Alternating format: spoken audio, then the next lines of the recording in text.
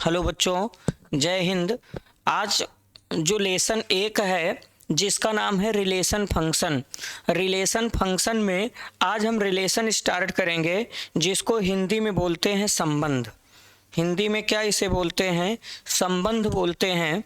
तो आज का टॉपिक रहने वाला संबंध। इससे महत्वपूर्ण प्रश्न जो यूपी बोर्ड 2025 में आ सकते हैं, ये क्लास 12 के विद्यार्थियों के लिए बहुत इम्पोर्टेंट रहने वाला है। क्योंकि आपके स्कूल में या और भी जगह रिलेशन बहुत अच्छे से नहीं समझा पाते हैं, तो आज हम इसको बहुत अच्छे से व्यक्त करेंगे और आप लोग अगर देखेंगे तो आपको बेनिफिट मिलेगा। चलिए स्टार्ट करते हैं। पहला क्वेश्चन देखिए, रिलेशन का क्वेश्चन स्टार्ट करने से पहले थोड़ा सा हम आपको रिलेशन के बारे में बता देते हैं। रिलेशन को संबंध बोलते हैं। रिलेशन के बारे में बता देते हैं। रिलेशन को क्या बोलते हैं? संबंध। संबंध क्या होता है? संबंध दो समुच्चयों के कार्तीय गुणनफल का एक सबसेट होता है। रिलेशन सबसेट होता है A क्रॉस B का। अगर R A क्रॉस B का सबसेट है तो R जो है समुच्चय A से समुच्चय B पर एक संबंध होगा। और अगर R सबसेट है A क्रॉस A का, तो इसका मतलब आपका संबंध समुच्चय A से समुच्चय A पर है। यहाँ पर संबंध क्या है? यहाँ पर जो संबंध है वो A से किस पर है? A से B पर है। यहाँ पर आपका जो संबंध है A से B पर है। यहाँ पर जो संबंध है वो A से कहाँ पर है? A पर है। तो ये तो संबंध है।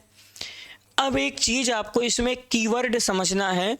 जैसे यहाँ पर नोट पॉइंट में ऐसे लिख दिया जाए x रिलेटेड टू y, इसका मतलब x y से r द्वारा, r कोई रूल है, r द्वारा संबंधित है।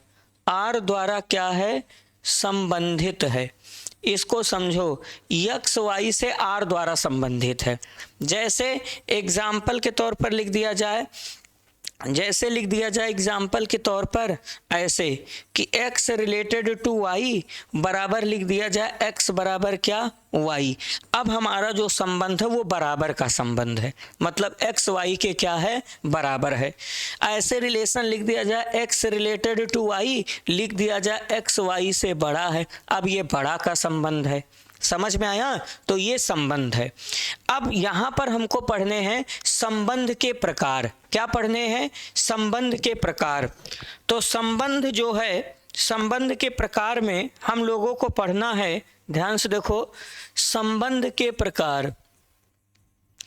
संबंध के प्रकार इंग्लिश में इसको बोलते हैं टाइप ऑफ रिलेशन। टाइप्स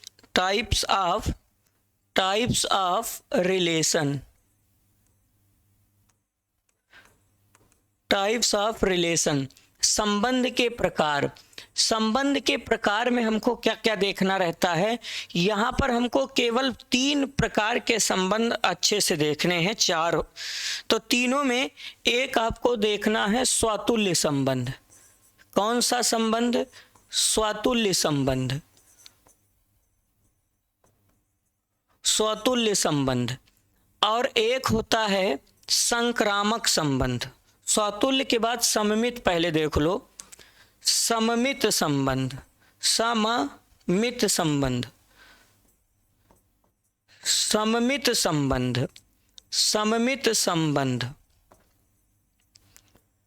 फिर सममित के बाद एक होता है संक्रामक संबंध।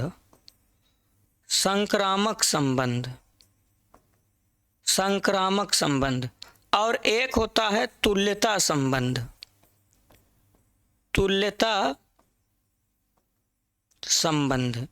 तो संबंध आपको 3 देखने हैं।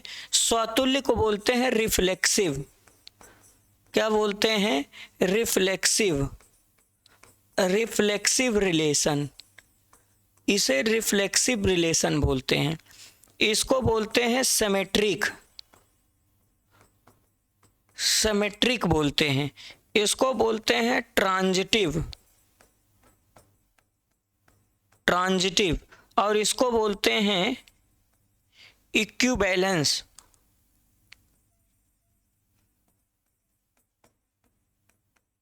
इक्विवेलेंस रिलेशन बोलते हैं। तो ये हो गया स्वतुल्य में स्वयं का संबंध हो, मतलब x का संबंध x से हो, ये स्वतुल्य के लिए देखना है। सममित के लिए, संक्रामक के लिए और तुल्यता के लिए क्या होना चाहिए, ध्यान से देखो। इसमें x का, इसमें अगर x का रिलेशन y से है तो y का भी रिलेशन किससे हो, x से हो। इसमें क्या है, x रिलेशन y बनाए एंड y का रिलेशन z से हो, और आप अगर ये दिखाने में सफल हो जाते हो कि x का रिलेशन z से है तो ये संक्रामक है। तुल्यता के लिए क्या होना चाहिए, स्वतुल्य, स्वतुल्य, सममित, स्वतुल्य, सममित व संक्रामक, स्वतुल्य, सममित व संक्रामक। तो जो संबंध स्वतुल्य, सममित और संक्रामक होगा उसको हम तुल्यता संबंध कहते हैं। तो आपको संबंध के प्रकार में, 3 प्रकार के इंटरमीडिएट में बोर्ड एग्जाम में 3 प्रकार के संबंध की चर्चा करनी है। वो तीनों कौन कौन से हैं, एक होता है स्वतुल्य संबंध, इंग्लिश में इसको बोलते हैं रिफ्लेक्सिव रिलेशन, और एक होता है सममित संबंध, सिमेट्रिक रिलेशन, और एक संक्रामक संबंध, ट्रांजिटिव रिलेशन, और एक तुल्यता संबंध, इक्विवेलेंस रिलेशन। जब किसी भी संबंध को हम लोग स्वतुल्य संबंध सिद्ध करेंगे तो हमको स्वयं का स्वयं से संबंध बनाना है। अगर स्वयं का स्वयं से संबंध बन जाएगा तो वो स्वतुल्य होगा, इट सेल्फ रिलेशन। सममित में क्या होगा, पहले सममित में x का संबंध y से दिया रहेगा, हम अपने तरफ पेयर को पलटेंगे, पलटने पर अगर वही संबंध बना रहेगा तो वो सममित हो जाएगा। संक्रामक में क्या रहेगा, x का संबंध y से दिया रहेगा, हम मान लेंगे कि वही संबंध y का z से है, तो हमको दिखाना रहेगा कि वही संबंध x का किससे हो जाए, z से हो जाए। अगर हम ऐसा दिखा पाएंगे तो ये संबंध हमारा क्या हो जाएगा, संक्रामक हो जाएगा। फिर उसके बाद तुल्यता संबंध क्या होता है, इक्विवेलेंस रिलेशन क्या होता है, जो संबंध स्वतुल्य, सममित और संक्रामक तीनों होता है वही तुल्यता संबंध होता है। अब आइए हम क्वेश्चन पर आते हैं। जैसे हमको क्वेश्चन ये दिखा गया है, दिखाइए कि पूर्णांकों के समुच्चय R में R पूर्णांक मतलब आपका जो संबंध है वो z से z पर है, समुच्चय z से z पर है, और उसमें 2 एलिमेंट हैं a और b। a का b से रिलेशन बनाया गया है। कैसा रिलेशन है, a माइनस बी को 5 विभाजित करता है, a माइनस बी को 5 विभाजित करता है, एक तुल्यता संबंध है। ये 2024 एफसी और एफडी में आया था, अच्छा क्वेश्चन है विभाजिता के लिए। अब देखो हम इसको कैसे प्रूव करते हैं, आइए देखते हैं। चलो नए पेज पे प्रूव करते हैं।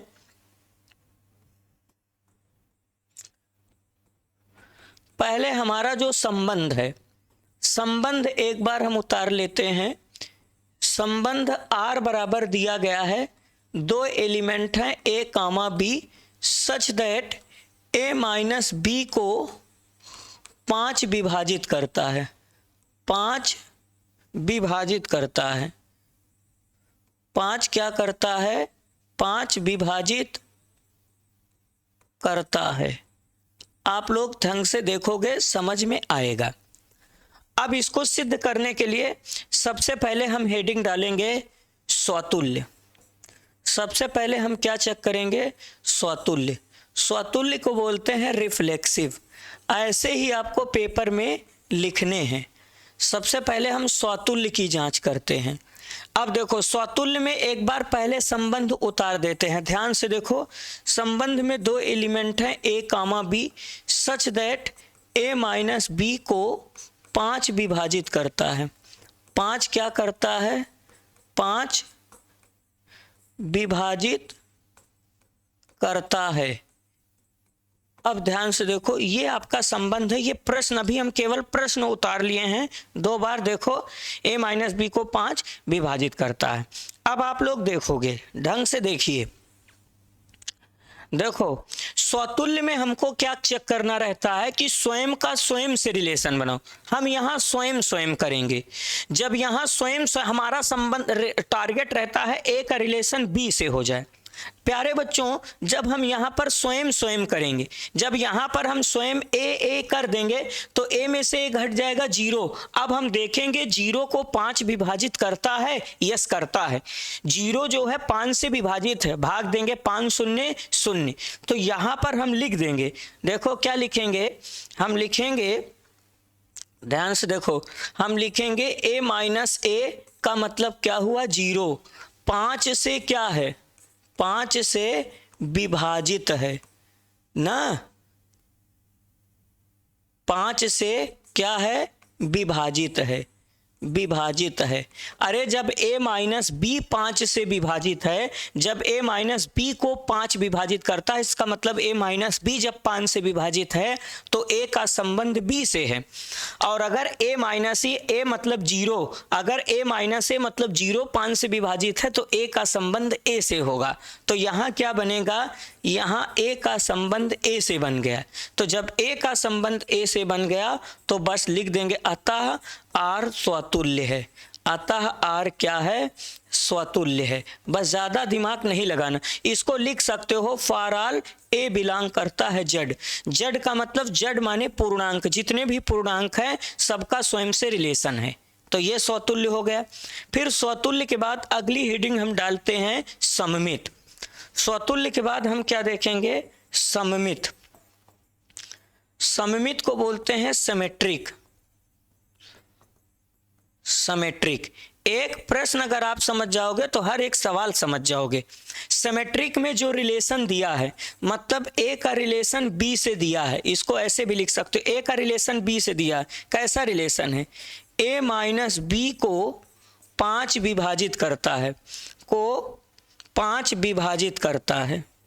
बस केवल लिखना है a माइनस बी को 5 विभाजित करता है। आप लोग ये बताओ, अगर a माइनस बी को 5 विभाजित करता है तो b माइनस a को भी 5 विभाजित करेगा। क्यों? क्योंकि a माइनस बी और b माइनस a में केवल माइनस का अंतर है। अरे a माइनस बी अगर 10 आएगा तो b माइनस a जो है वो माइनस 10 आएगा। आएगा कि नहीं? हाँ। तो अगर a माइनस बी को 5 विभाजित करता है तब यहाँ पर लिख देते हैं, तब b माइनस a को भी 5 विभाजित करेगा, 5 विभाजित करेगा, 5 विभाजित करेगा। कैसे? जैसे हम एग्जाम्पल के तौर पर देख रहे हैं, जैसे मान लिया जाए 10 माइनस 5 है। 10 माइनस 5 क्या होता है, 5। तो 5 देखो विभाजित हुआ, जब पलटोगे 5 माइनस 10 करोगे तो माइनस 5 आएगा। दोनों में केवल माइनस का अंतर है। अगर 5 5 से विभाजित है तो माइनस 5 भी 5 से विभाजित, इसका भागफल 1 होगा, इसका माइनस 1 होगा। समझ में आया? तो इस तरीके से विभाजित करेगा। अब दिमाग लगाओ, जब a माइनस बी को 5 विभाजित करता था तो a का संबंध b से हुआ, और जब b माइनस a को 5 विभाजित करेगा तो यहाँ क्या होगा, यहाँ b का संबंध किससे हो जाएगा, a से हो जाएगा। यहाँ b का संबंध किससे हो जाएगा, a से हो जाएगा। और हम देख रहे हैं कि जो संबंध a से b में था वही संबंध b से किस में आ गया, a में आ गया। तो जब ऐसा हुआ तो लिख देंगे अतः R क्या है, अतः R सममित है, अतः R क्या है, सममित है। चलो, तो ये 2 हो गया। तो स्वतुल्य और सममित आपको समझ में आया होगा। स्वतुल्य में हम सेम कर देंगे और सममित में हम एक बार प्रश्न उतार लेंगे और हम पेयर चेंज करेंगे। पेयर का मतलब पहले A से B था, हम देखेंगे B से A। समझ में आ गया? चलिए आगे बढ़ते हैं। अभी हमको संक्रामक देखना है। अब हेडिंग डालते हैं संक्रामक। संक्रामक, संक्रामक को बोलते हैं ट्रांजिटिव। ट्रांजिटिव संक्रामक। तो संक्रामक के लिए पहले वहीं पर हम ले लेते हैं a का रिलेशन b के साथ है। तो a माइनस बी को 5 विभाजित करता है, को 5 विभाजित करता है। चलो ये तो आपका संबंध है। संक्रामक में हमको 2 पेयर लेना है, ए बी, और संक्रामक में हमको 2 पेयर लेना था। कौन कौन सा? ए बी और बी ए। अब हम एज्यूम कर लेते हैं ए का रिलेशन बी से है व बी का रिलेशन सी से है। तो ए का जब रिलेशन बी से है तो ए माइनस बी को 5 विभाजित करता है, को 5 विभाजित करता है, को 5 विभाजित करता है, व बी माइनस सी को 5 विभाजित करता है, को 5 विभाजित करता है।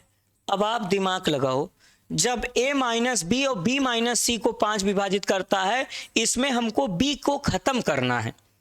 तो अगर a माइनस बी को 5 विभाजित करता है, b माइनस सी को 5 विभाजित करता है, तो इन दोनों को जब जोड़ेंगे, जैसे 10 को 5 विभाजित करता है, 15 को 5 विभाजित करता है, तो दोनों को जोड़ोगे 25 आएगा जो 5 से विभाजित है। हम यहाँ दोनों को जोड़ेंगे, क्योंकि हमारा टारगेट है b को खत्म करना। हमारा टारगेट है a का संबंध किससे बन जाए? c से बन जाए। समझ में आया? इसमें टारगेट पहले देख लिया करो, किसका संबंध किससे बनाना है। इसमें हमको ए का संबंध सी से बना, इसका मतलब बी को खत्म करना है। तो बी कैसे खत्म होगा? दोनों को जोड़ने पर। तो अगर ये 5 से विभाजित है, ये 5 से विभाजित है, तो इनका योग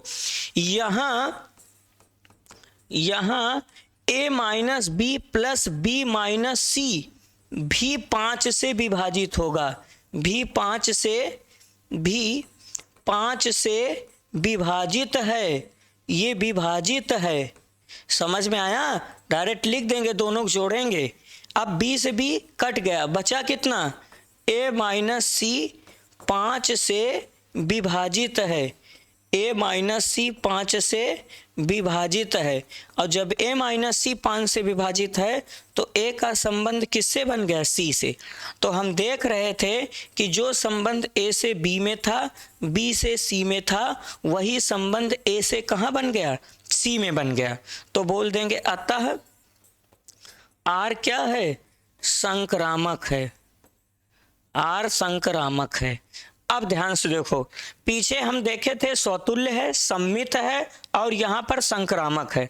हम यहाँ देख रहे हैं चूंकि R स्वतुल्य, सम्मित व संक्रामक है। चूंकि R स्वतुल्य, सम्मित व संक्रामक है, अतः R एक तुल्यता संबंध है। अतः R एक तुल्यता संबंध है। समझ में आया?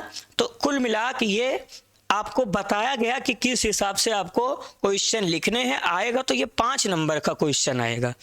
तो उम्मीद करते हैं कि आपको समझ में आया होगा। संबंध है, सबसे पहले स्वतुल्य की जांच, फिर सम्मित की जांच, फिर संक्रामक की जांच, फिर उसके बाद ये हुआ। चलिए अगले क्वेश्चन पर आते हैं। ये दूसरा क्वेश्चन, ये एनसीईआरटी का है। देखो समझो, सिद्ध कीजिए किसी समतल में स्थित बिंदुओं के समुच्चय में R में 2 पॉइंट लिए गए, मतलब समतल में बहुत सारे बिंदु हैं।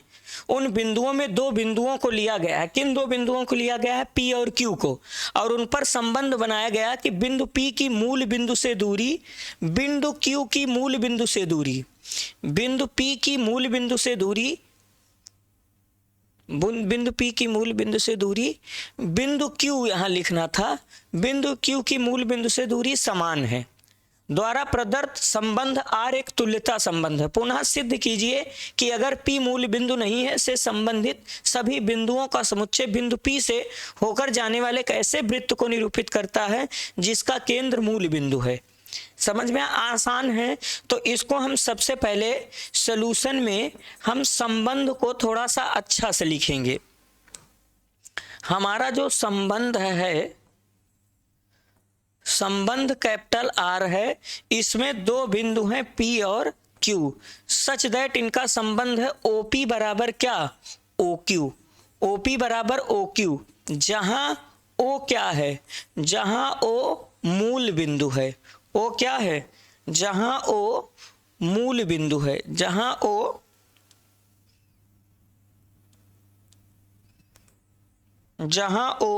मूल बिंदु है, जहां O मूल बिंदु है। समझ में आया। अब चाहे पूरा लैंग्वेज में लिखो, OP बराबर OQ का मतलब O से P की दूरी, O से Q की दूरी बराबर, O मूल बिंदु है, यही सिद्ध करना है। तो सबसे पहले हम देखो स्वतुल्य यही सिद्ध कर देते हैं। सबसे पहले हेडिंग डालेंगे स्वतुल्य की। इसमें दो चीजें हैं, सबसे पहले इसे तुल्यता दिखाना। स्वतुल्य को बोलते हैं रिफ्लेक्सिव। सबसे पहले हम यहाँ स्वतुल्य की बात करते हैं, तो स्वतुल्य में पहले संबंध उतार देते हैं। रिलेशन में P कामा Q है और सच दैट OP बराबर क्या है, OQ है। तो रिलेशन में हमको सेम सेम करना रहता है। सेम सेम का मतलब P कर दो। बताओ OP के बराबर है कि नहीं। अरे O से P की दूरी खुद O से P की दूरी बराबर है, तो हम जानते हैं OP किसके बराबर होगा, OP के हमेशा बराबर। जब OP OQ के बराबर था तो P का संबंध Q से है, और स्वतुल्य में हमको दिखाना रहता है कि P का संबंध P से हो जाए। तो P का संबंध P से कब होगा, जब OP के बराबर हो, और OP के बराबर है ही। किसी पागल से पूछोगे OP बराबर OP, वो बताएगा। तो OP के बराबर है, तो P का रिलेशन किससे बना, P से बना। तो जब P का रिलेशन P से बना तो देयरफॉर R क्या है, R स्वतुल्य है। स्वतुल्य समझ में आ गया होगा। अब हम सममित की बात चेक करते हैं नए पेज पे।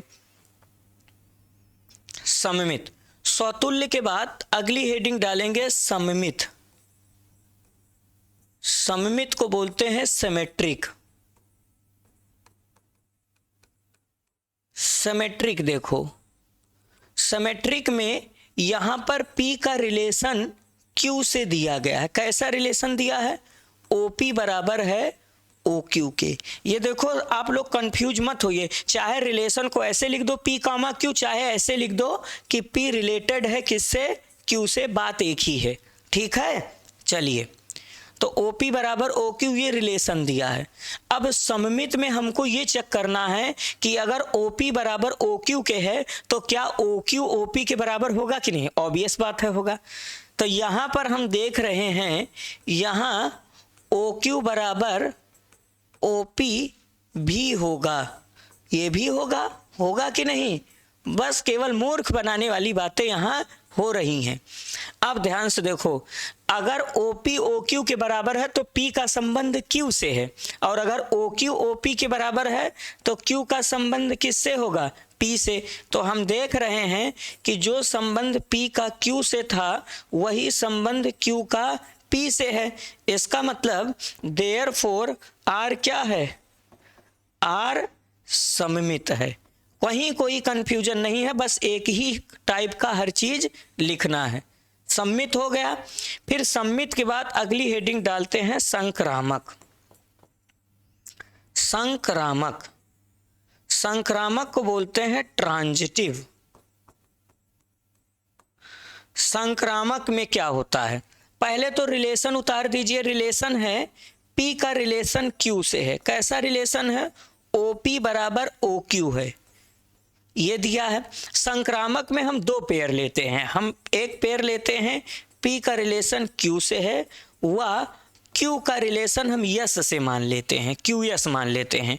तो इसका मतलब OP बराबर क्या होगा, OQ के, व OQ बराबर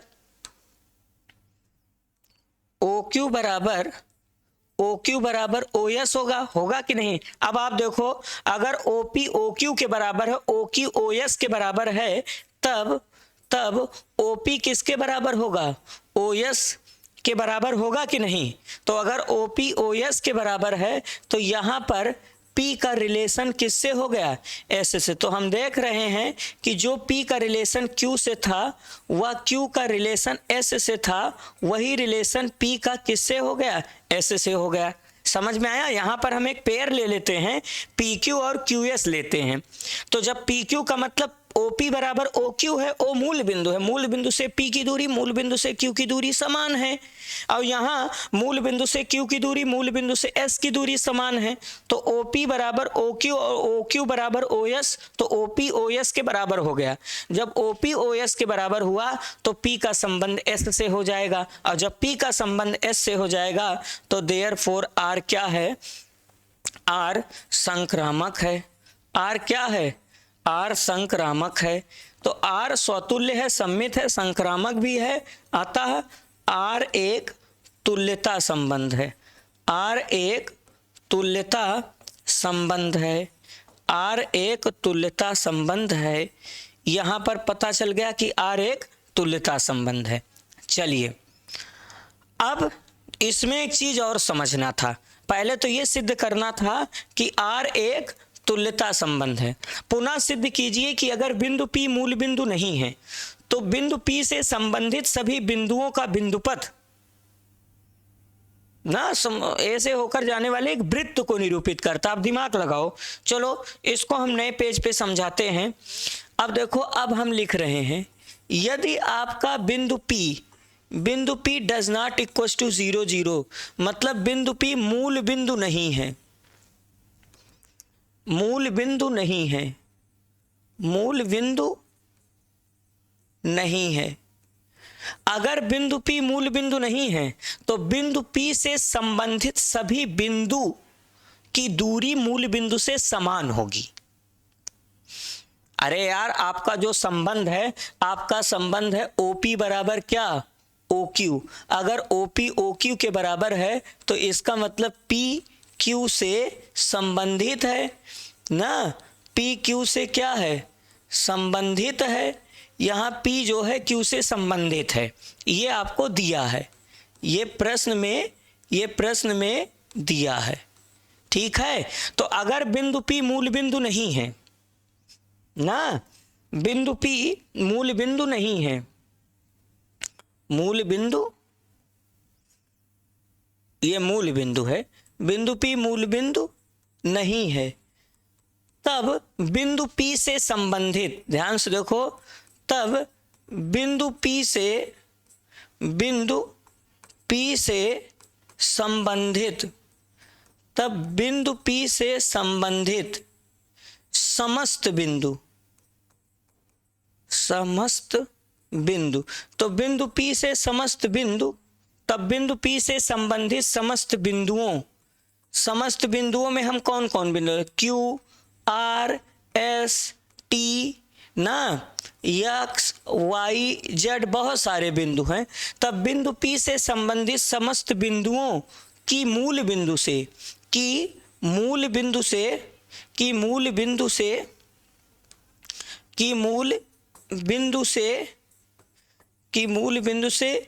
दूरी समान होगी। क्यों? क्योंकि ये दिया गया है P Q से संबंधित है, तो बिंदु P की मूल बिंदु से दूरी बिंदु Q की मूल बिंदु से दूरी ना, कि मूल बिंदु से दूरी समान होगी। दूरी क्या होगी, समान होगी। ऐसा रिलेशन में लिखा गया है। अब ध्यान से देखो, तो यहाँ पर बिंदु P है और यहाँ पर कहीं मूल बिंदु O है। अब आप दिमाग लगाओ, तो बिंदु P की मूल बिंदु, अब बिंदु P से संबंधित है, Q है, R है, S है, T है, और यहाँ पर X है, Y है, Z है। अब इनकी सबकी मूल बिंदु से दूरी क्या है, समान है। मूल बिंदु से दूरी सबकी क्या है, समान है। तो जब समान है तो बिंदु P से संबंधित बिंदुओं का जो बिंदुपथ होगा वो वृत्त को निरूपित करेगा कि नहीं। मूल बिंदु से दूरी समान होगी, अर्थात OP बराबर OQ बराबर OS बराबर OR बराबर OT बराबर OX बराबर OY बराबर डैश डैश, सबकी मूल बिंदु से दूरी समान होगी। तो जब मूल बिंदु से दूरी समान होगी तो इन बिंदुओं का बिंदुपथ क्या बनेगा ना। तो इस प्रकार इन बिंदुओं का बिंदुपथ, इन बिंदुओं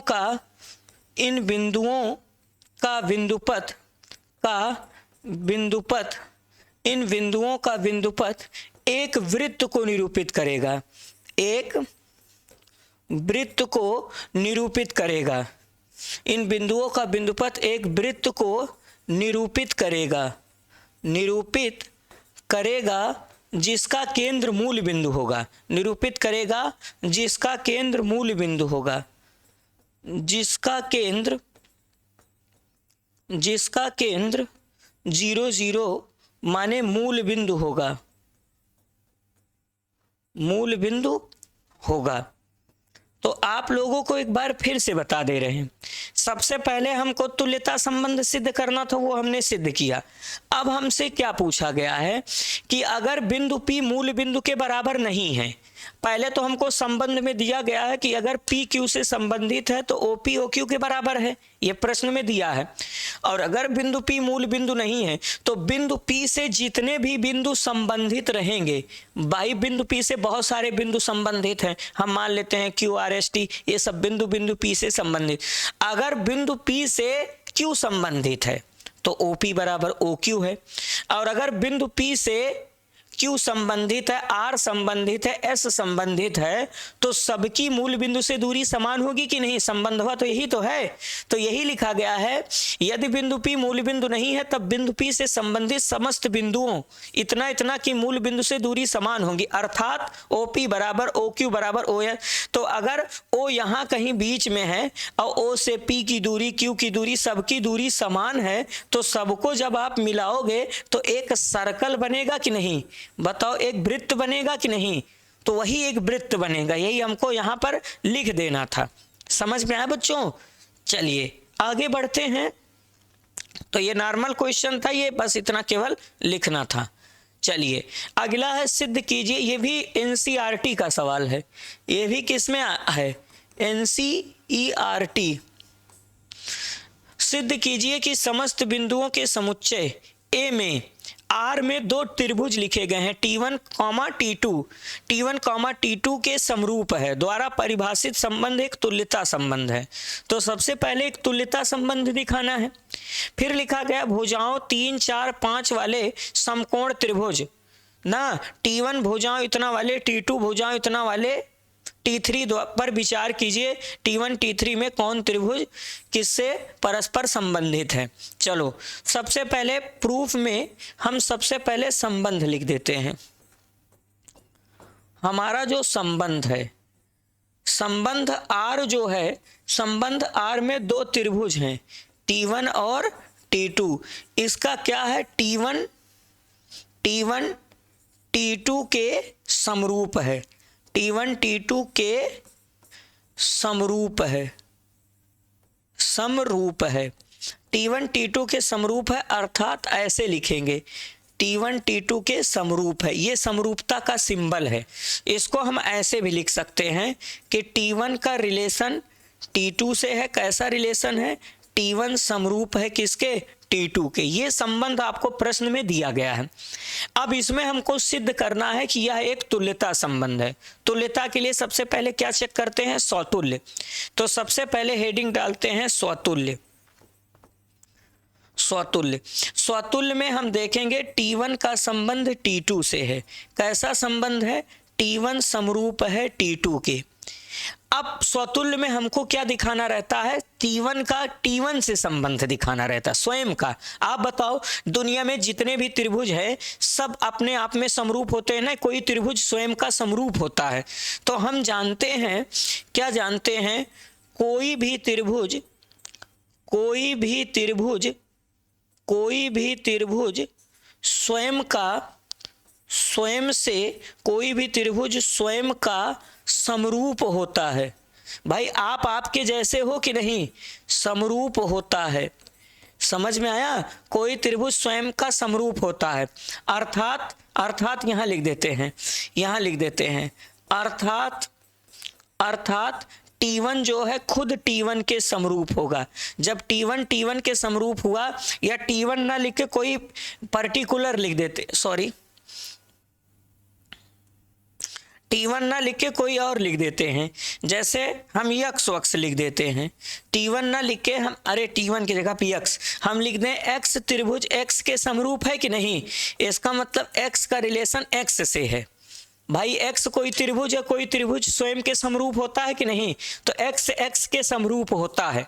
तो अगर x x के समरूप हुआ तो x का रिलेशन किससे बन गया, x से। तो जब x का रिलेशन x से बन गया तो r क्या है, r स्वतुल्य है। मैं फिर से रिक्वेस्ट करूंगा आप लोग समझिए, इसमें दिया गया है कि T1 और T2 दो त्रिभुज हैं, इन पर संबंध बनाया गया है कि T1 जो है T2 के समरूप है। हमको चेक करना है स्वतुल्य। स्वतुल्य के लिए हम देखते हैं कि x का संबंध x से बन जाए। यहाँ x त्रिभुज को निरूपित करता है। समझ में आया? तो आप बताओ कोई त्रिभुज स्वयं का समरूप होता है कि नहीं होता है? तो यहाँ लिखा गया कोई भी त्रिभुज स्वयं का समरूप होता है, अर्थात x x के समरूप होगा। अगर x x के समरूप होगा तो x का संबंध x से बन जाएगा। फॉर ऑल x बिलोंग करता है कैपिटल ए। कैपिटल ए में जितने भी x हैं, x माने जितने भी त्रिभुज हैं, सब स्वयं से समरूप हैं, सब स्वयं के समरूप हैं। तो इसका मतलब जब x का संबंध x से बन गया तो r आपका स्वतुल्य है। समझ में आया? फिर स्वतुल्य के बाद हम लोग सममित की जांच करते हैं। स्वतुल्य के बाद सममित की जांच करते हैं। सममित को बोलते हैं सिमेट्रिक। अब देखो सिमेट्रिक में कैसे सोच पाओगे। सिमेट्रिक में पहले आपको दिया क्या गया है, T1 का संबंध किससे है, T2 से है। कौन सा संबंध है, T1 समरूप है T2 के। अब बताओ अगर T1 समरूप है T2 के तो ये बताओ तब T2 समरूप नहीं हो सकता है T1 के? बिल्कुल हो सकता है। तो इसका मतलब T2 का रिलेशन, इसका मतलब T2 का रिलेशन किससे बन गया, T1 से बन गया। तो हम देख रहे हैं कि जो संबंध T1 का T2 से था वही संबंध T2 का किससे बन गया, T1 से बन गया। तो इस प्रकार R क्या है, R सममित है। R क्या है, R सममित है। अब सममित के बाद हमको क्या देखना है, संक्रामक की जांच करनी है। संक्रामक की जांच करनी है। सममित के बाद हम लोग संक्रामक देखेंगे। संक्रामक को बोलते हैं ट्रांजिटिव। संक्रामक, संक्रामक में पहले तो T1 का रिलेशन T2 से है, तो T1 जो है समरूप है T2 से, ये संबंध दिया है। संक्रामक में हम दो पेयर लेते हैं। संक्रामक में हम लेते हैं कि T1 का रिलेशन T2 से है व T2 का रिलेशन किससे है, T3 से है। हमको दिखाना रहता है कि T1 का रिलेशन T3 से बन जाए। अब देखो इसमें दिया है जब T1 T2 से संबंधित है तो T1 T2 के समरूप है व T2 किसके समरूप है, T2 जो है T2 T3 के समरूप। ये बताओ अगर T1 T2 के जैसा है, T2 T3 के जैसा है, तब आप बताओ इम्प्लाइज दैट, तब आप बताओ T1 T3 के जैसा होगा कि नहीं। अगर हो गया तो T1 जो है संबंधित हो गया T3 से। हम देख रहे हैं कि T1 जो रिलेशन बना रहा था T2 से, वही रिलेशन T2 किससे बना रहा था, T3 से। हमने दिखाया कि वही रिलेशन T1 बना दिया T3 से। जब ऐसा हो गया तब देयरफॉर R क्या है, R संक्रामक है। R क्या है, R संक्रामक है। तो चूंकि R स्वतुल्य था, सममित था, संक्रामक है, तो अतः R एक तुल्यता संबंध है। हम देख रहे हैं, देखो चूंकि R स्वतुल्य, सममित व संक्रामक है, चूंकि R स्वतुल्य, सममित व संक्रामक है, अतः R एक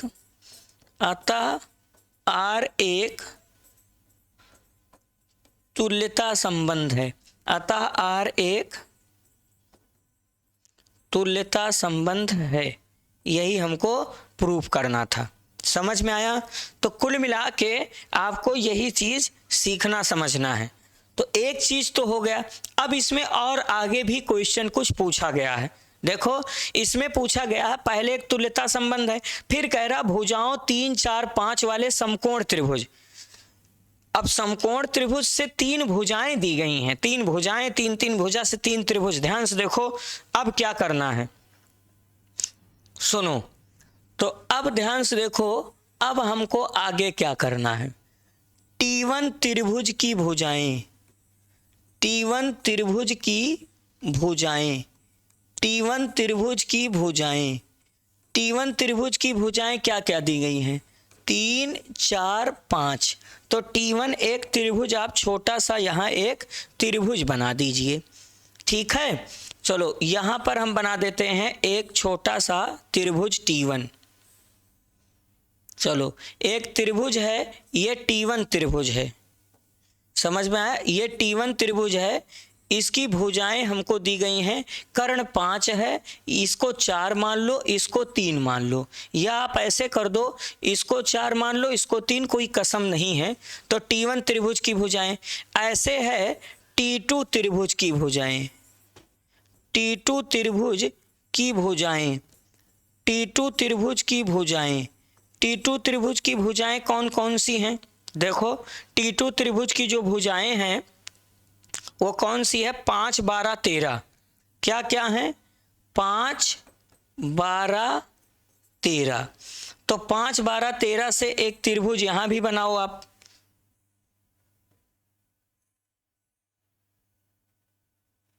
यहां से भी एक त्रिभुज बनाओ। ये कौन सा त्रिभुज है, ये T2 त्रिभुज है।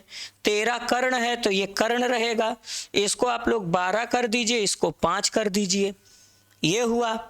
अब ध्यान से देखो, अब ऐसे ही एक त्रिभुज और दिया है, T3 त्रिभुज है, एक त्रिभुज और दिया है, T3 त्रिभुज की भुजाएं, T3 त्रिभुज की भुजाएं, T3 त्रिभुज की भुजाएं क्या दी गई हैं, 6 8 10 दिया है। तो 6 8 10 इस तरीके से, ये आपके पास ये T3 त्रिभुज है, ये है 10, चूंकि कर्ण है इसे 8 मानो, इसे 6 मानो।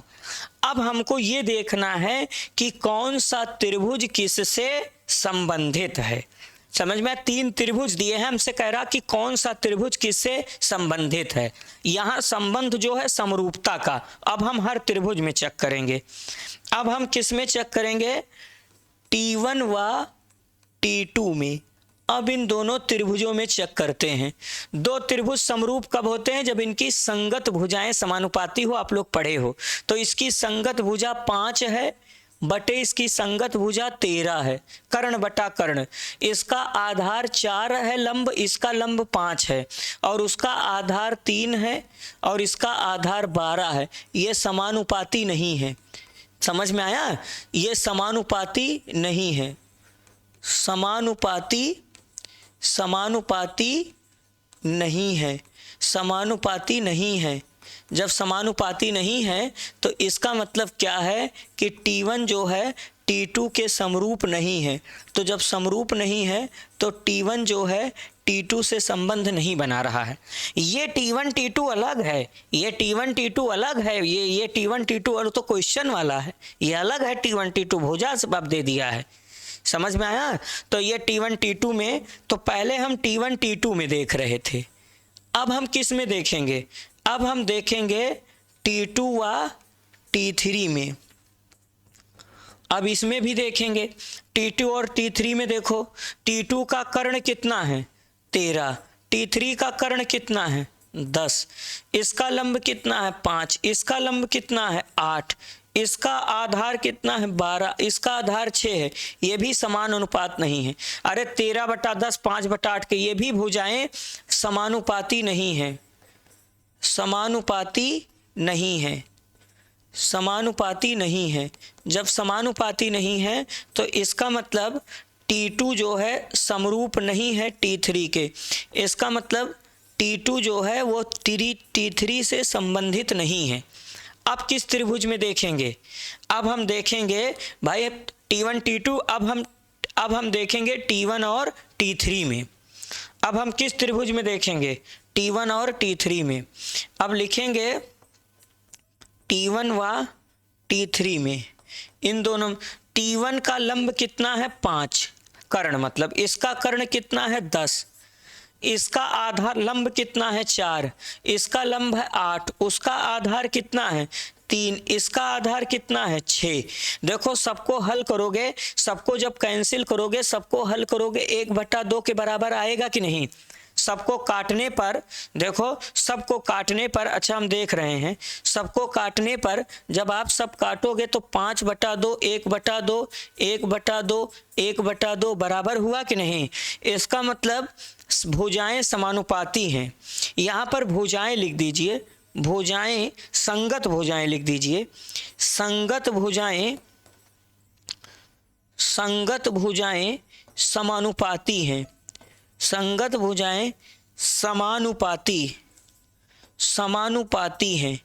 संगत भुजाएं समानुपाती हैं। जब संगत भुजाएं समानुपाती हैं यहाँ लिख देते हैं तो T1 जो है T3 के समरूप है। अगर समरूप है तो T1 का रिलेशन किससे बनेगा, T3 से बनेगा। यही हमको देखना था। यहाँ पर संगत भुजाएं आप लोग लिख दीजिए, संगत भुजाएं, संगत भुजाएं। यहाँ भी आप लिख दीजिए संगत भुजाएं, संगत भुजाएं। समझ में आया। तो बहुत ही अच्छा और अच्छे तरीके से आपको बताया गया था। पहले इसमें यह सिद्ध करना था, सबसे पहले संबंध था T1 T2 के समरूप है। सबसे पहले इसको चेक करना है, समतुल्य सममित संक्रामक ये तीनों है। फिर उसके बाद हमको 3 त्रिभुज दे दिया है, भुजा दे दिया है, भुजा दे दिया है गया है कि आपसे पूछा गया है कि आपको नॉलेज है समरूपता का। तो हम पहले इन दोनों त्रिभुजों में देख रहे हैं, संगत भुजाएं समानुपाती नहीं है तो दोनों त्रिभुज समरूप नहीं है। क्योंकि 10 में आप पढ़े थे 2 त्रिभुज समरूप कब होते हैं, जब इनकी संगत भुजाएं समानुपाती हो और संगत कोण बराबर हो। यहाँ पर संगत भुजाएं अगर समानुपाती होंगी तो कोण मतलब दोनों त्रिभुज समरूप होते हैं। तो T2 T3 में संगत भुजाएं समानुपाती नहीं है, लेकिन T1 और T3 में संगत भुजाएं समानुपाती हैं तो T1 जो है T3 के समरूप है। चलिए आगे बढ़ते हैं। ये क्वेश्चन देखो बड़ा अच्छा क्वेश्चन है। सिद्ध कीजिए कि अब देखो n क्रॉस n पर संबंध है R में। R जो है अब ये 2 अवयव है, ये समझो x है, ये समझो क्या है y। x y से रिलेटेड है सच दैट AD बराबर BC। बहुत ही अच्छा क्वेश्चन है, ये पेपर में कई बार पूछा गया है। तो ध्यान से देखो, प्रूफ करना है। तो प्रूफ करते समय सबसे पहले हम एक बार क्वेश्चन उतार देंगे। हमारा A कामा B एक एलिमेंट है, ये रिलेटेड है C कामा किससे, D से। कैसा रिलेशन है, रिलेशन है AD। ध्यान से देखो यहाँ पर रिलेशन दिया है AD जो है वो किसके बराबर है, BC के बराबर है, ये दिया गया। अब हमको चेक करना है, सबसे पहले हम स्वतुल्य लिखेंगे। स्वतुल्य को बोलते हैं रिफ्लेक्सिव। स्वतुल्य की जांच कैसे करते हैं, ध्यान से आप लोग सुनोगे समझोगे तभी समझ में आएगा। स्वतुल्य में एक बार क्वेश्चन फिर से उतारते हैं। AB का रिलेशन किससे है, CD से है। कैसा रिलेशन है, AD जो है वह किसके बराबर है, BC के बराबर। अब दिमाग लगाओ, ये अवयव है, अवयव AB, ये एक अवयव है, ये समझो x है, ये समझो y है। तो x y से रिलेटेड है AD बराबर BC। अच्छा स्वतुल्य में हमको क्या दिखाना है, सेम सेम करना है। सेम सेम का मतलब हमको करना है AB और फिर यहाँ पर भी हमको करना है AB और रिलेटेड हो। अब दिमाग लगाओ, यहाँ पर पहले का आखिरी से गुणा है तो यहाँ पहले का आखिरी से गुणा होगा और आखिरी का आखिरी से होगा। तो जब इसका गुणा इसमें होगा तो ये AB होगा और ये BA होगा। तो आप दिमाग लगाओ, आप दिमाग लगाओ। हम जानते हैं, आप ध्यान से देखो, हम जानते हैं क्या जानते हैं, ये जानते हैं। देखो हम जानते हैं कि बताओ AB जो है BA के बराबर है कि नहीं, AB BA के बराबर होता है कि नहीं। अरे जानते हो यार, जो AB है वही BA है, गुणा में क्रम विनिमय होता है। तो अगर AB BA के बराबर है तो इस संबंध को AB का मतलब A का बी से रिलेशन होगा और यहाँ पर बी का किससे, सॉरी ए बी जो है ए बी से रिलेशन बना लेगा। देखो रिलेशन क्या है, ए डी, ए का डी से, तो यहाँ ए का अंतिम से, तो ए का बी से, तो ए बी, देखो ए बी और बी का ए से बी ए, तो ए बी ए के बराबर, तो ऐसा लिख सकते हैं। देखो स्वयं है, ये एक्स है, ये एक्स है, तो हम देख रहे हैं चूंकि A B, sorry A comma B एक एलिमेंट है, इस एलिमेंट का खुद इसी एलिमेंट के साथ रिलेशन बन गया। तो जब रिलेशन बन गया तो अतः आर क्या है, अतः आर स्वतुल्य है। देखो इसको कैसे सिद्ध करना है, इसको कैसे कर पाओगे, इसको ऐसे कर पाओगे जो हमको लाना है, पहले हम वही सोचेंगे। हमको यहाँ लाना है ए बी का ए बी से संबंध बन जाए, तो पहले हम ए बी लिखेंगे, फिर हम रिलेशन लगाएंगे, ए बी लिखेंगे। अब देखो संबंध क्या है, इसका इससे गुणा है, इसका इससे, तो आप बताओ ए बी बी ए के बराबर होता है कि नहीं। तो ए बी बराबर बी ए को हम A B comma A B लिख सकते हैं कि नहीं, तो ए बी का रिलेशन खुद ए बी से बन गया, तो इसका मतलब आर एक स्वतुल्य संबंध है। अब स्वतुल्य के बाद सममित कैसे जांच करते हैं, ध्यान से देखो, ये हुआ। अब आगे हम सममित पे आते हैं। सममित, स्वतुल्य के बाद हम देखते हैं सममित। सममित को बोलते हैं सिमेट्रिक। सिमेट्रिक हमको रिलेशन क्या दिया है, पहले रिलेशन उतार लो। ए का बी एक अवयव है, इसका रिलेशन सी डी से है, सी डी एक अवयव, कैसा रिलेशन है, ए डी जो है बराबर है बी सी के। अच्छा हमको क्या दिखाना है, सममित में हमको दिखाना है कि जो संबंध इसका इससे हो वही संबंध इसका इससे हो जाए।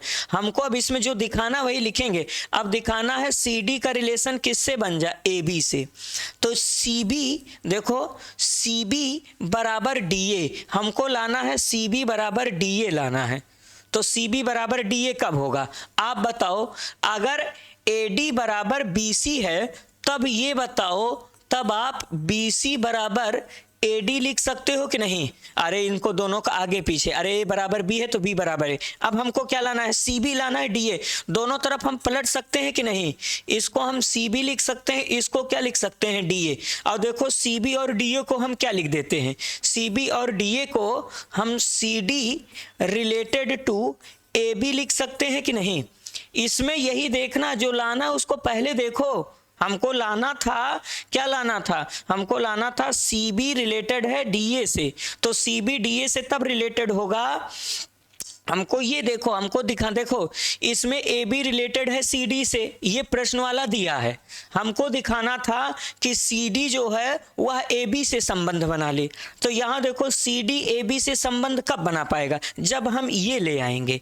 अब इसको सॉल्व करके हम देखो ये ले आएंगे नहीं, कैसे सॉल्व, अरे ए डी बराबर बी सी है तो इसे हम क्या लिख सकते हैं, बी सी बराबर ए डी लिख सकते हैं।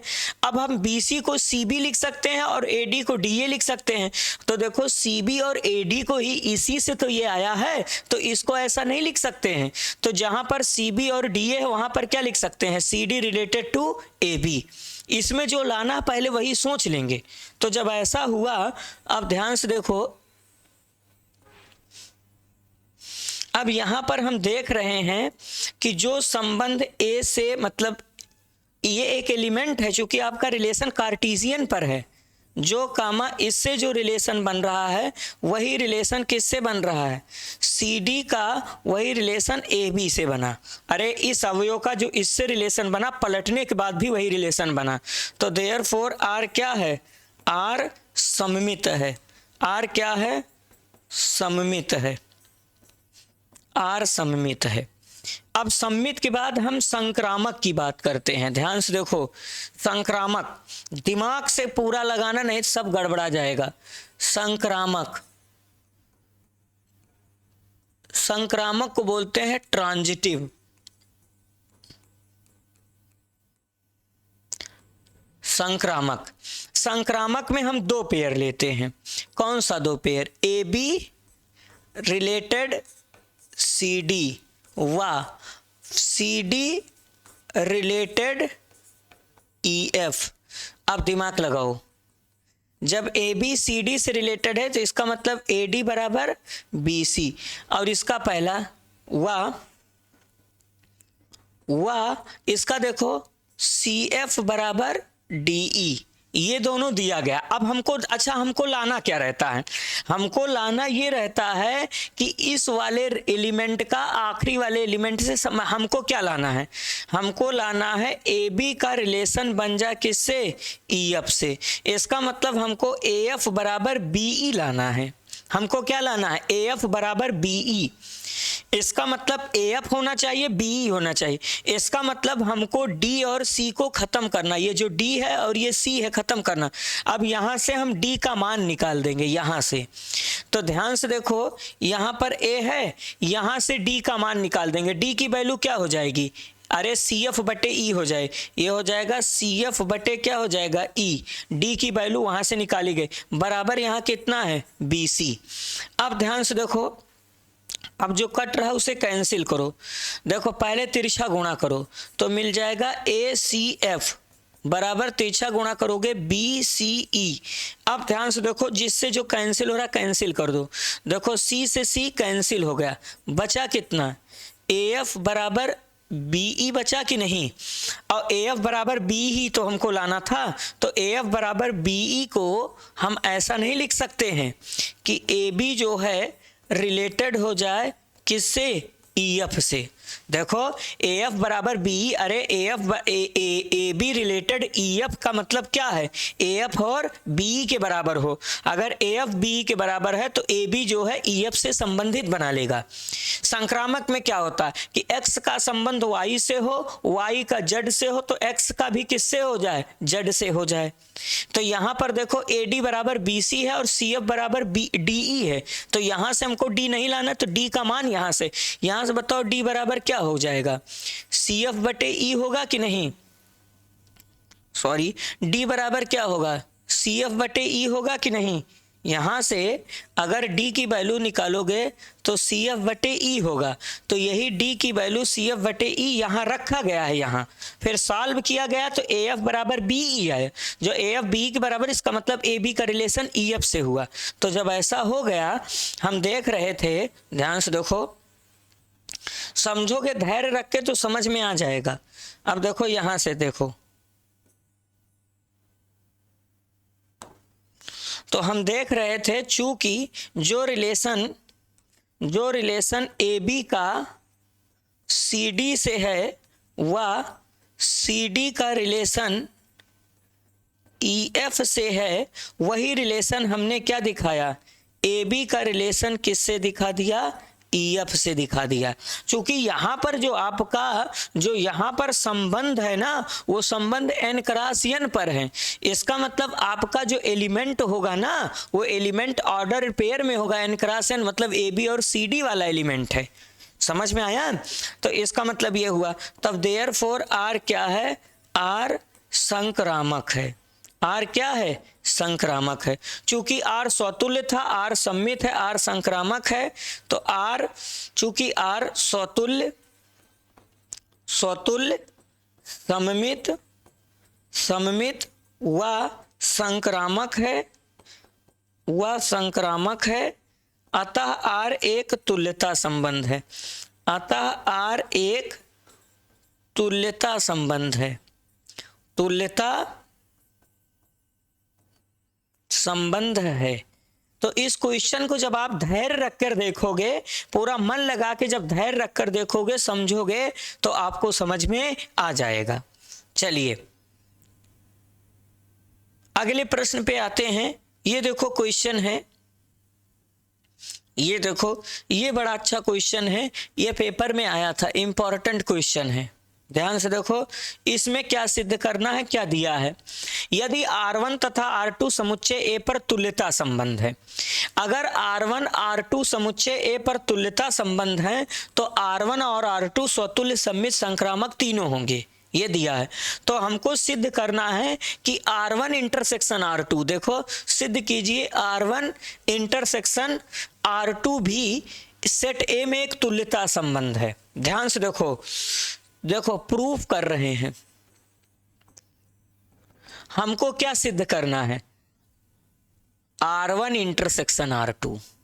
अच्छा, हम देख रहे हैं चूंकि R1 व R2 ना। सेट ए पर तुल्यता संबंध है, सेट ए पर तुल्यता। अच्छा, हमको जानते हो क्या सिद्ध करना है?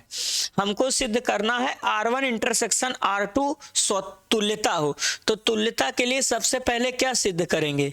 स्वतुल्य। हमको ये देखना है कि R1 इंटरसेक्शन R2 स्वतुल्य होगा कि नहीं। ध्यान से देखो कैसे आएगा।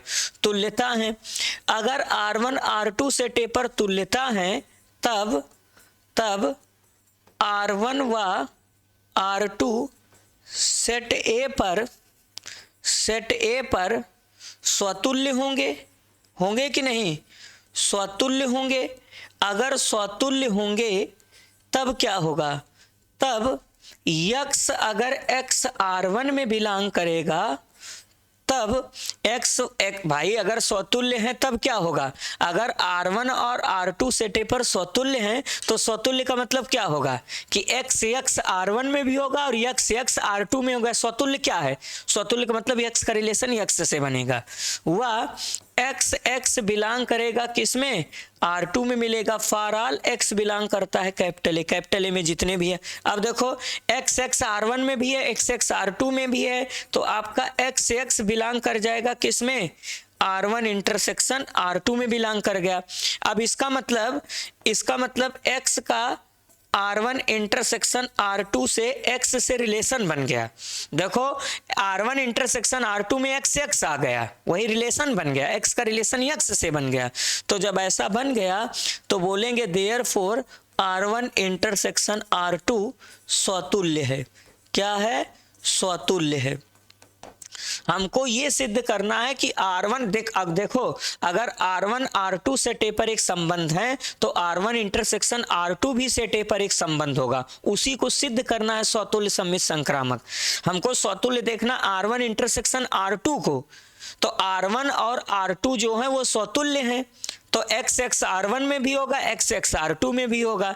तो जब ऐसा होगा तो x बिलोंग कर जाएगा। R इंटरसेक्शन क्या होता है? जो दोनों में है। अगर x R1 में है, x R2 में है, तो x R1 इंटरसेक्शन R2 में भी होगा। अगर होगा तो क्या होगा? तो R1 इंटरसेक्शन R2 स्वतुल्य हो गया। अब स्वतुल्य के बाद सममित देखते हैं। देखो स्वतुल्य के बाद क्या देखते हैं? सममित। सममित कैसे देख पाओगे? जिसको बोलते हैं सिमेट्रिक। सममित देखो किसको सममित दिखाना है? R1 इंटरसेक्शन R2 को। कैसे करोगे? हम देख रहे हैं चूंकि R1 व R2 तुल्यता है। जब ये तुल्यता है तब R1 व R2 सममित होंगे। समझ में आया? सममित होंगे।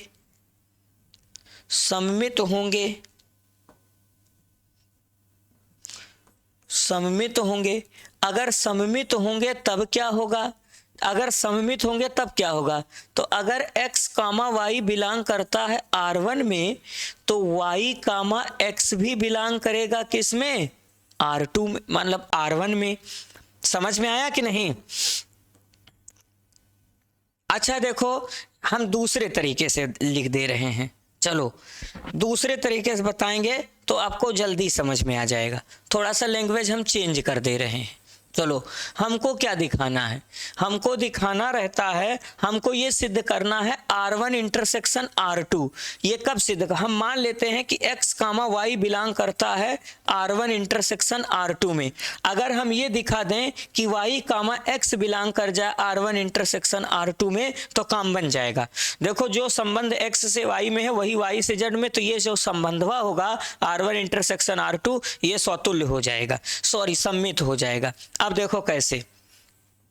हम यहां पर मान लेते हैं कि x कामा y बिलोंग कर रहा है, x कामा y मान लेते हैं, लेट x कामा y बिलोंग कर रहा है R1 इंटरसेक्शन R2 में। हमको दिखाना क्या है कि y कामा x भी बिलोंग कर जाए। अब देखो अगर x y R1 intersection R2 में है तो x y बिलोंग करेगा R1 में भी व x कामा y बिलोंग करेगा R2 में भी। अब ये बताओ अगर एक्स वाई आर, भाई एक्स वाई दोनों के इंटरसेक्शन में तो अलग अलग भी होगा। एक्स वाई अगर R1 इंटरसेक्शन R2 में है तो एक्स वाई R1 में भी होगा और R2 में भी होगा। अब बताओ अगर एक्स वाई R1 में है तब वाई एक्स भी तो R1 में होगा, वह वाई एक्स भी तो R2 में होगा। ये क्यों होगा, इसका कारण बता रहे हैं। अगर एक्स वाई R1 में है तो वाई एक्स R1 में क्यों होगा, क्योंकि इसका कारण बता दे रहे हैं, क्योंकि R1 व R2, क्योंकि वह R1 व R2 क्या है, क्योंकि वह R1 व R2 तुल्यता है। तुल्यता जब है तो सममित भी हैं। चूंकि R1 व R2 क्या है, सममित है, ये प्रश्न में दिया है। तो अगर YX बिलोंग करता है R1 में, YX बिलोंग करता है R2 में, तो ये दोनों में है कि नहीं, तो YX जो बिलोंग करेगा वो R1 इंटरसेक्शन R2 में करेगा। तो हम यहाँ देख रहे थे, क्या देख रहे थे, हम देख रहे थे चूंकि x कामा y बिलोंग कर रहा है R1 इंटरसेक्शन R2 में, implies that y comma x भी बिलोंग कर गया किसमें, R1 इंटरसेक्शन R2। कहा जाता है कि अगर x कामा y किसी रिलेशन में है और अगर YX भी उसी रिलेशन में है तो वह रिलेशन जो होगा सममित होगा। रिलेशन का मतलब यहाँ R1 इंटरसेक्शन R2। तब आपका देयरफॉर R1 इंटरसेक्शन R2 क्या होगा, तो देयरफॉर R1 इंटरसेक्शन R2 क्या होगा, सममित है। क्या है, सममित है। मैं फिर से बोल दे रहा हूं, सममित के लिए क्या दिखाना रहता है कि अगर एक्स वाई संबंध में है तो वाई एक्स हो। तो हम मान लेते हैं एक्स वाई बिलोंग करता है R1 इंटरसेक्शन R2 में। तो अगर x Y R1 intersection R2 में है तो एक्स वाई R1 R2 दोनों में होगा। अगर एक्स वाई R1 R2 में है तो वाई एक्स भी R1 R2 में होगा, क्योंकि R1 R2 खुद सममित है। फिर उसके बाद दोनों के इंटरसेक्शन में ये आ जाएगा। चलिए अब संक्रामक की बात करते हैं। सममित के बाद अगली हेडिंग है संक्रामक। संक्रामक देखो, संक्रामक को बोलते हैं ट्रांजिटिव।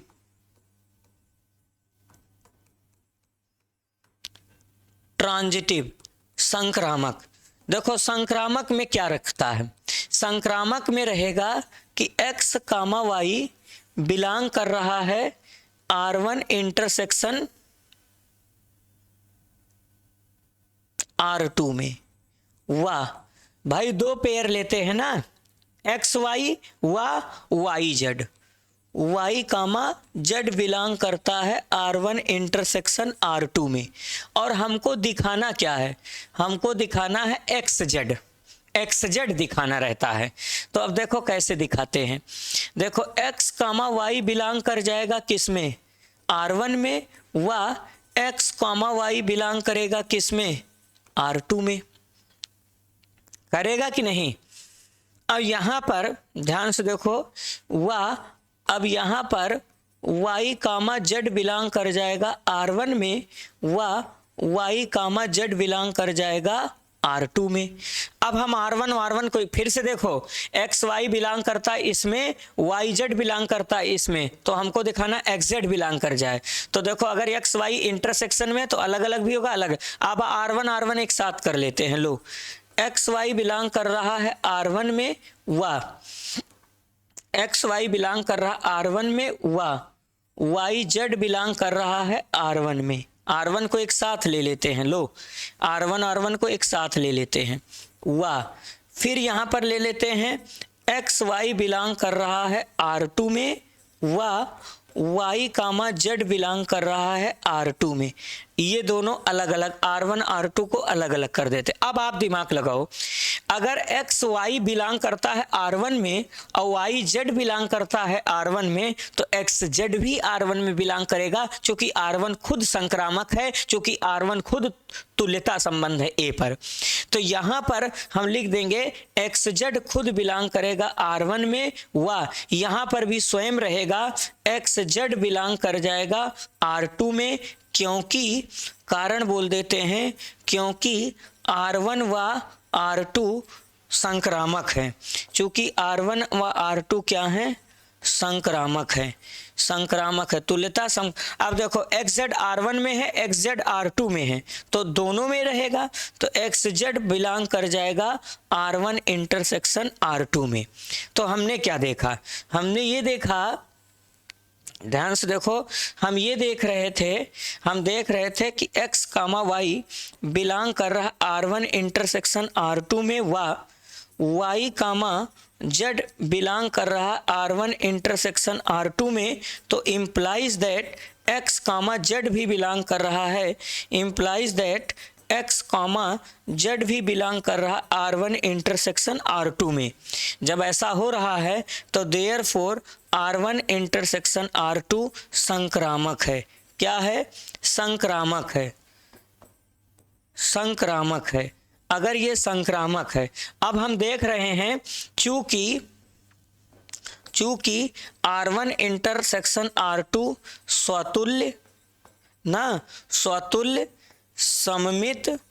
स्वतुल्य सममित व संक्रामक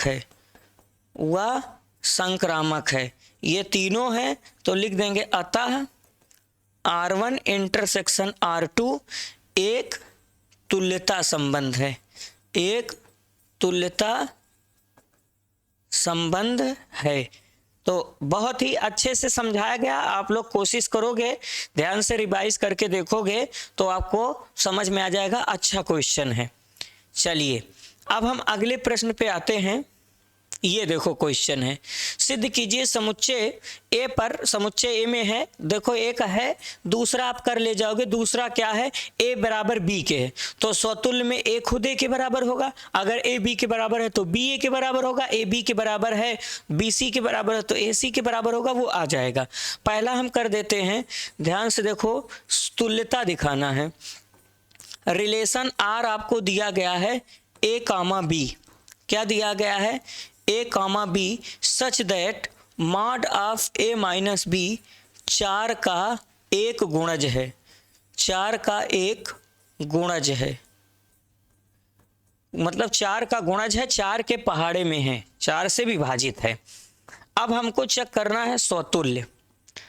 स्वतुल्य के लिए हमको सेम करना रहता है।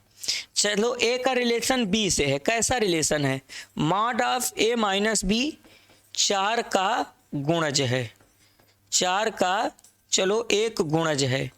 तो क्या करना है, अब यहाँ पर जब सेम करेंगे तो मॉड ऑफ ए माइनस ए मतलब 0, 4 का गुणज है कि नहीं भाई, ए में से ए घटेगा क्या आएगा, स्वतुल्य में सेम करेंगे, ए में से ए घटेगा 0, 4 का क्या है, 4 का गुणज है, क्योंकि 4 के पहाड़ में 4 शून्य शून्य होता है। तो इसका मतलब जब a माइनस ए 4 का गुणज है तो a का रिलेशन a से बना, और जब a का रिलेशन a से बना तो देयरफॉर r क्या है, r आपका स्वतुल्य है, r क्या है, r स्वतुल्य है। फिर स्वतुल्य के बाद सममित की जांच करते हैं। देखो स्वतुल्य के बाद सममित, देखो सममित में हमारा जो रिलेशन दिया है, सममित में जो रिलेशन दिया है, ए रिलेटेड टू बी दिया है, कैसा दिया है, mod of A minus B 4 का गुणज, 4 का गुणज है। अगर ए माइनस बी 4 का गुणज है तब देखो मॉड की एक खासियत होती है, चाहे ए माइनस बी करो चाहे बी माइनस ए करो कोई प्रभाव नहीं पड़ता है, और सिमेट्रिक में मजबूरी है चेंज करते हैं। तब mod of B minus a, mod of B minus a भी 4 का गुणज होगा, भी 4 का गुणज होगा कि नहीं। अरे यार अगर मान लेते हैं 8 माइनस 4 का मॉड लगा, ये 4 अगर 4 का गुणज है तो 4 माइनस 8 में भी तो 4 आएगा, वो भी तो 4 का गुणज होगा। समझ में आया, इसको ऐसे समझ लेना है। तो इसका मतलब जब b माइनस ए 4 का गुणज है तो b का रिलेशन किससे बना, a।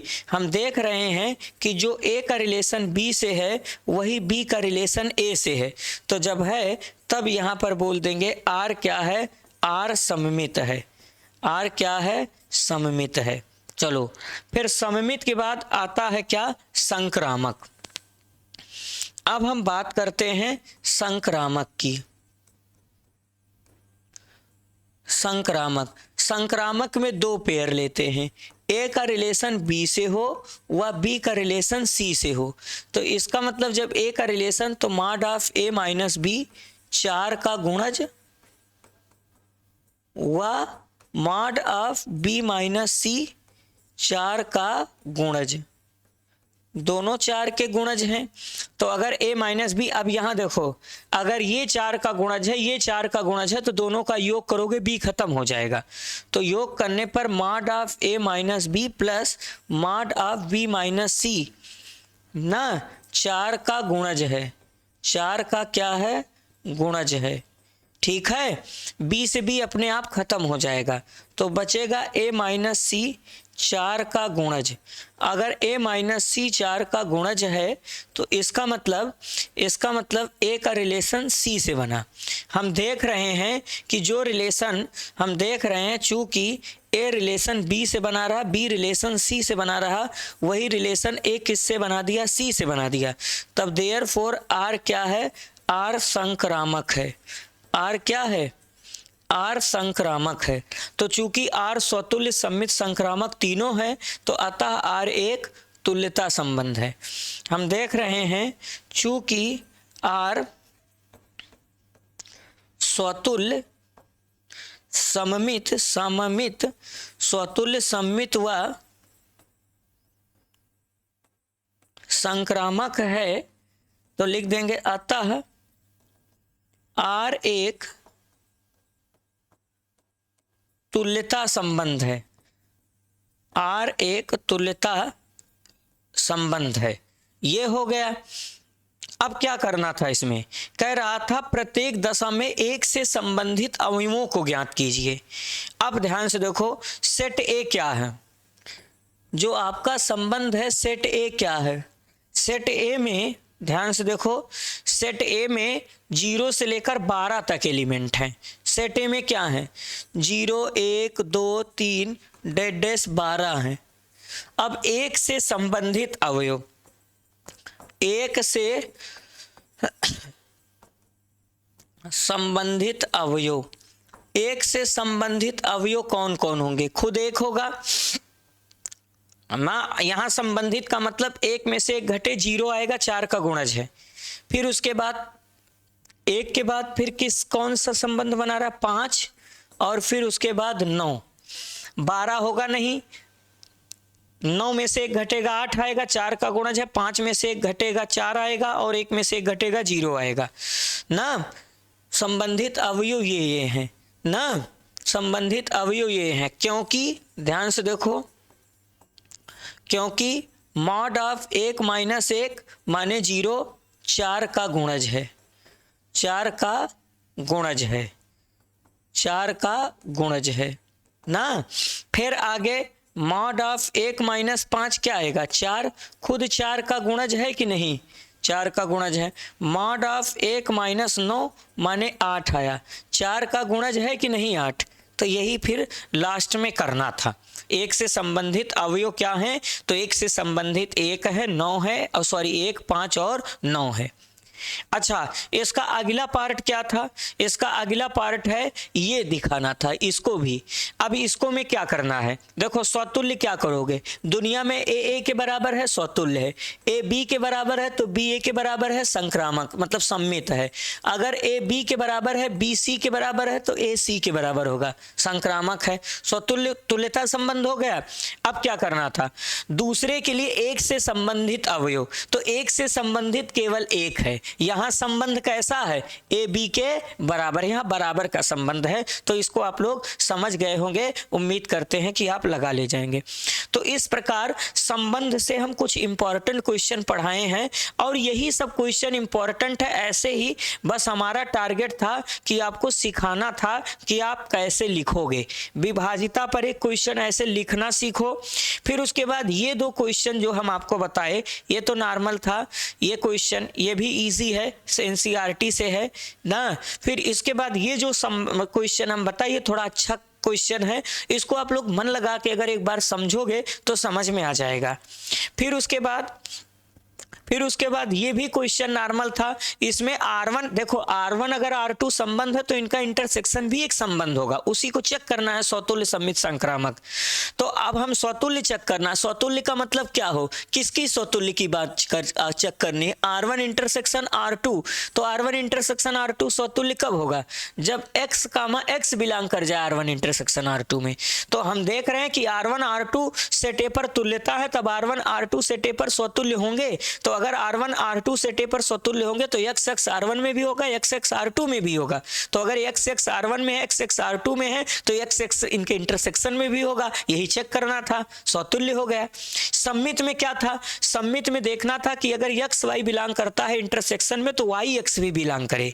तो जैसे x y इंटरसेक्शन में तो x y अलग अलग होगा, अगर x y R1 में है, x y R2 में है, तो y x भी R1 में होगा, y x भी R2 में होगा। क्यों, क्योंकि R1 R2 खुद सममित हैं।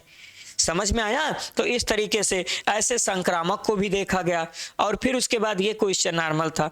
तो इस हिसाब से जो आज आपको सिखाने की कोशिश की गई, उम्मीद करते हैं आप सीखो, ढंग से देखोगे तो आपको समझ में आएगा। अब पहले लेसन का अभी हम केवल संबंध पढ़ाए हैं, कल हम पहले लेसन का जो दूसरा टॉपिक है जिसका नाम फलन है, तो वहाँ फलन बताएंगे और उसी में संबंधों की संख्या वगैरह भी बता के पहला लेसन कंप्लीट कर देंगे। ऐसे ही कुल मिला के जितने भी लेसन है 12 से 13 दिन में हम सारा कवर कर देंगे, फिर उसके बाद अनसॉल्व करवाएंगे। ठीक है, तो आप लोग देखते रहिए। आज के लिए इतना ही। थैंक यू, धन्यवाद।